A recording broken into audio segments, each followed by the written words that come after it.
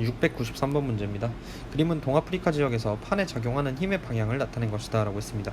보기 보겠습니다. A와 B 사이의 거리는 점점 멀어질 것이다 그랬는데 발산형 경계죠. 그러니까 점점 멀어지는 게 맞습니다.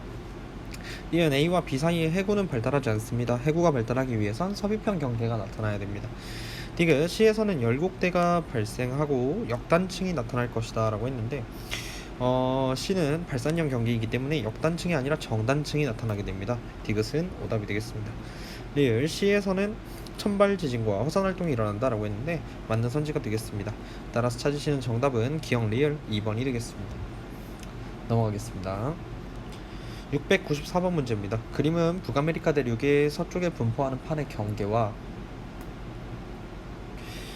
판의 이동 방향을 나타낸 것이다 라고 했습니다. 이에 대한 설명으로 옳은 것만을 보기에서 있는 대로 고른 것은 이라고 했습니다.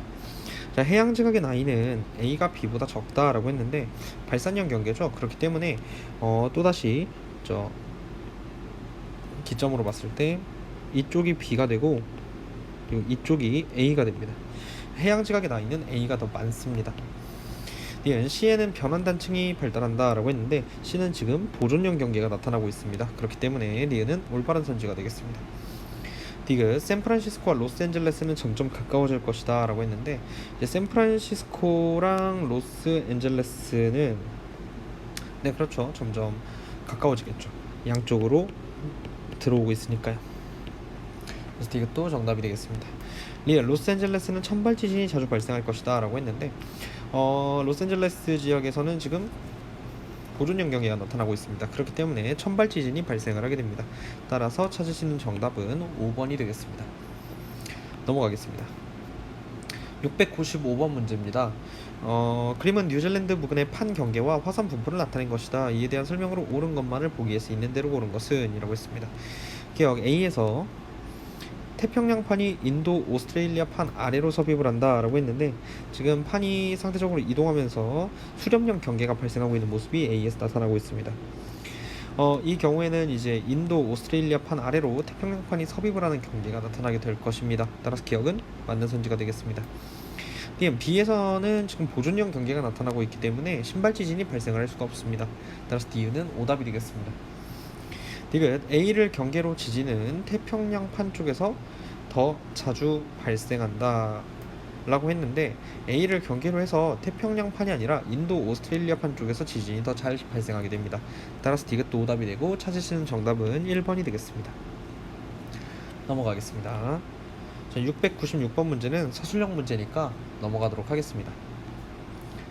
697번 문제입니다. 그림은 우리나라 주변 판의 운동을 나타낸 모식도이다 라고 했습니다. 유라시아판과 태평양판이 지금 부딪히고 있는데 기본적으로 수렴형 경계에 그 중에서도 섭입형 경계가 되겠죠.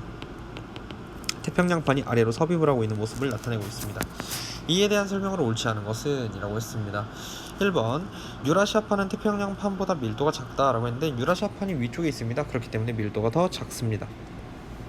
2번 일본 열도는 해구에 나란하게 생성된다. 그렇습니다. 해구에 나란하게 일본 열도가 생성이 되게 됩니다. 3번 진앙은 유라시아판 위쪽에 나타난다 라고 했는데 그렇습니다. 진앙은 유라시아판의 위쪽에서 나타나게 되겠죠. 4번 화산활동은 해구의 동쪽에서 더 활발하게 일어난다 그랬는데 화산활동은 해구의 서쪽에서 더 활발하게 일어나게 됩니다. 따라서 4번은 오답이 되겠습니다. 5번 해구에서는 해양판이 섭입하여 소멸된다 라고 했는데 섭입형 경계입니다. 그리고 해양판이 섭입을 하고 있고요. 그리고 판이 소멸됩니다. 따라서 5번은 맞는 선지가 되겠습니다. 넘어가도록 하겠습니다. 698번 문제입니다. 그림은 우리나라 주변에 분포하는 판 A에서 C에 운동을 나타낸 것이다 라고 했습니다. 이에 대한 설명으로 옳은 것만을 보기에서 있는 대로 고른 것은 이라고 했는데 A, B, C는 모두 해양판이다 라고 말을 했고요. A, B, C는 모두 해양판이 아닙니다. A가 대륙판이죠. 유라시아판이니까. 니은 A는 유라시아판, B는 필리핀판, C는 태평양판이다 그랬는데 C가 필리핀판이고요. 그 다음 B가 태평양판입니다. 그래서 니은도 틀렸습니다.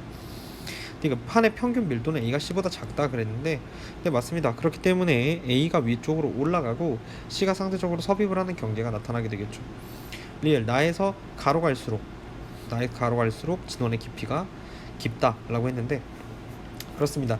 유라시아판이 대륙판이고 그렇기 때문에 진원의 깊이가 더 깊어지게 됩니다. 미음 A와 B의 경계 A와 C의 경계는 수렴형 경계이고 B와 C는 보존형 경계이다 그랬는데, B와 C가 보존형 경계가 되려면 판의 이동 방향이 서로 엇갈려야 됩니다. 지금 현재 B와 C의 상태는 보존형 경계라고 보기 어렵습니다.